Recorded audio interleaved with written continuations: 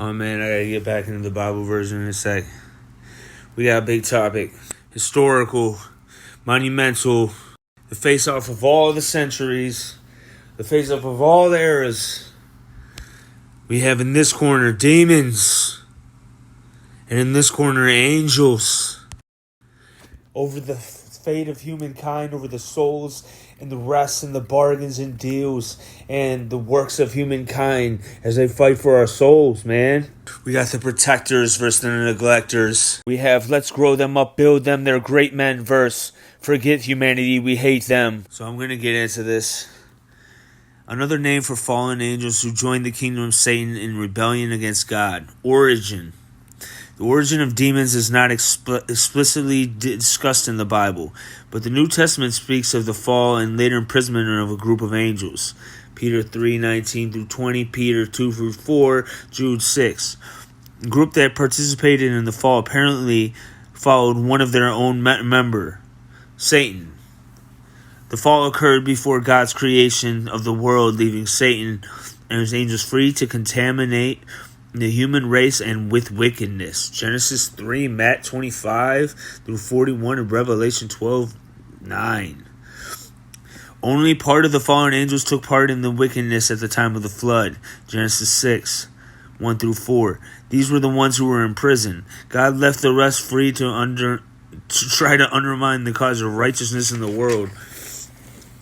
A symbolic view of the initial fall appears in Revelation 12:3-4, where the dragon, a symbol for Satan, drew a third of stars in heaven, a symbol for angels, and threw them down. Thus, Satan has his own angels, presumably these demons. Matthew 25-41, Revelations 12-9. Demons in the Old Testament. Because the Jews believed in God's power was unlimited, the Old Testament contains little information about demons. The primitive status of the underlying of demons during this time is perhaps reflected in the way the Old Testament relates the fallen angels to God. It was distressing or evil spirit from God. It was a distressing or evil spirit from God. That's how they would say it. Samuel 16:15 or 16:15-16 and 23. That brought great diseases to Saul the king.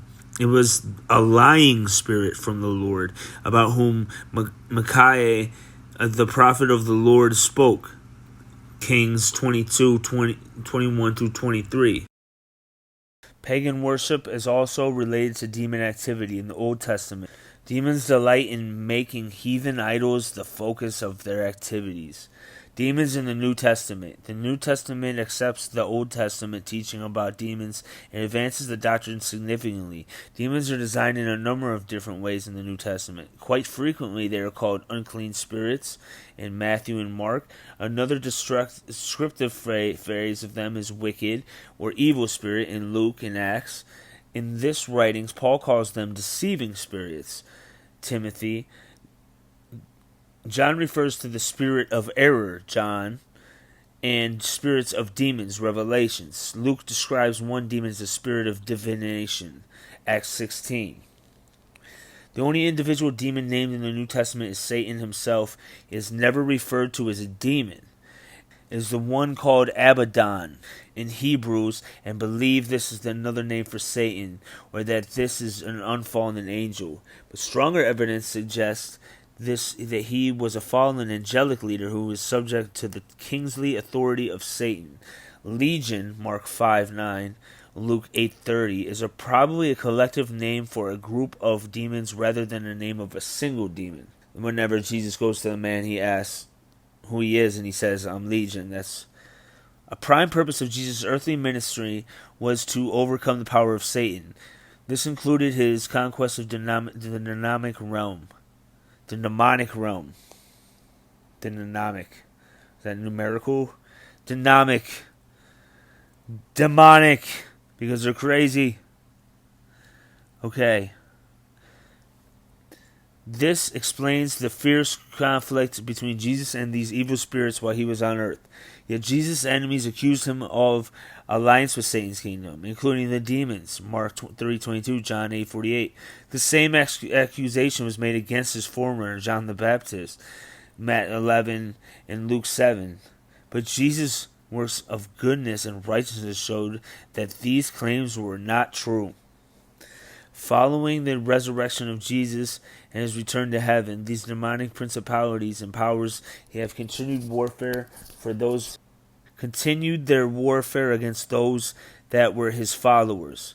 Yet Satan and his allies will finally be overthrown by God after Christ returns. The devil and his angels will be defeated, and the angels will be thrown into a lake of fire and brimstone. Matthew and Revelations. This is a doom which the demons are quite familiar. God will achieve the ultimate victory in this conflict, which has been going on since the beginning of time. Not time as God knows time, but time as far as we know time, without question, yeah.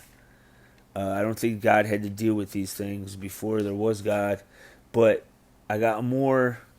The word demon comes from the Greek daemon, a type of angel or spirit who interceded between the gods and humans. There was good and bad demons who tried to influence people's behavior. Socrates, the Greek philosopher, had a daemon that inspired him to speak the truth and search for the truth in everything he did. The word demon is common. This is coming from my angel book. The word demon commonly is used to describe a fallen angel. A demon's task is to help Satan in war against God and everything that is good. In Islam, demons are called shaitans or black angels. Demons helped King Solomon finish the temple. God ordered Archangel Raphael to take special pentagram ring to King Solomon. This ring enabled the king to overpower the demons and force them to work for his temple. Raphael, which was Asmodeus.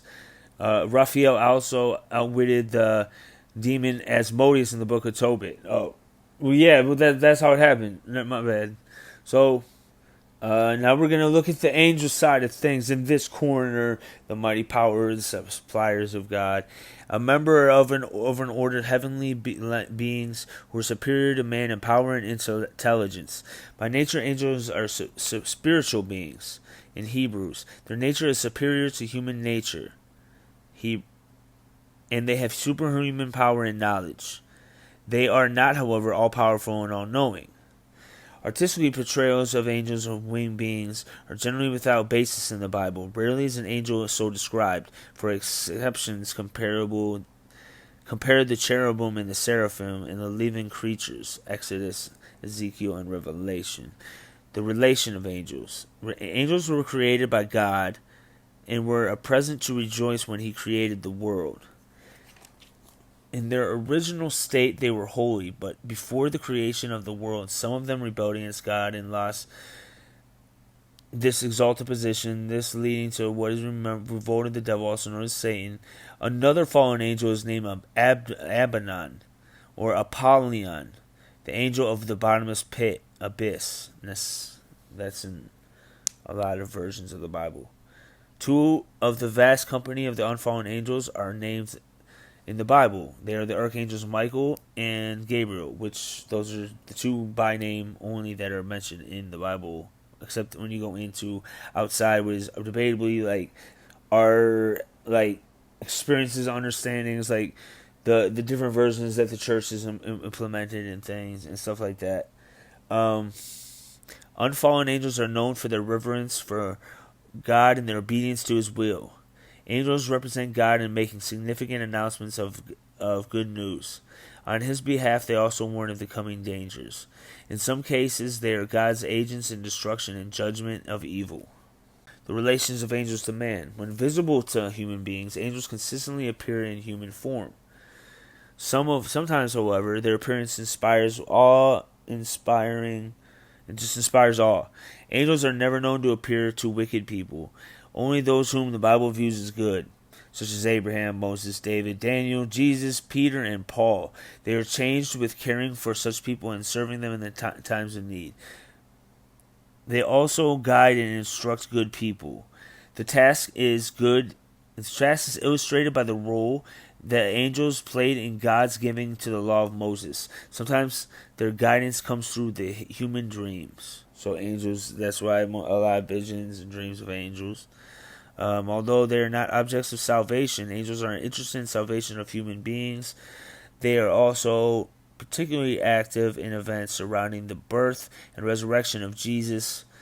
The frequency of where the angels particularly participate in human affairs has diminished since, probably because of the larger role played by the Holy Spirit in the lives of Christians since then. Jesus spoke frequency, so that's why it's saying not as many angel visitations or would be recorded since the Holy Spirit is now doing its part. Or it's leaving the Holy Spirit to do more of a part. It's giving it more of a role. Jesus spoke frequently of angels, both good and bad. Angels are quite real, and they play a vital part in God's plan for the world. So in that corner, we have angels. The number of them, yeah, I got some on the number of them. They're millions upon millions. There's one saying, I'm getting into that. There's passages within verses that say, and in both of the passages we're told the number of angels that have been created is too large to count. There are myriads of myriads and thousands of angels. The Greek word for myriads can be translated as tens of thousands, and this would mean that there are more than 100 million angels. That is a lot of angels. Well, that's them. There definitely is that many. Demons we're not as sure as. I got a lot of stuff to get into as demons. But if that's a third, but God might be keep creating angels, so there might be more of them. But the devil might be creating demons, so we would say that he's creating more of that. And so the number isn't known. But in the battle. This is how I never seen the battle as angels versus demons or demons versus angels. I see it as angels and demons versus people. Like demons aren't trying to beat God. They know it can't be done. There is passages where I've read that they continuously plot, trying to figure out how, even though the majority of them know it's impossible. But for the most part, it's demons and angels versus humans that you're going to run into. And the war and the battlefield is this earth, really. And wherever else there would be life, I guess. So that's what I got right now about these two fighters. And I'll bring more into this series because I got a lot of names. I'm researching even more. So I got a lot of names of who I can include that is both demon and angel in this. I appreciate your time, and I hope that you may have learned at least one new thing or just got the same stuff, and it's interesting to you. Thank you very much for your time. Have a blessed day.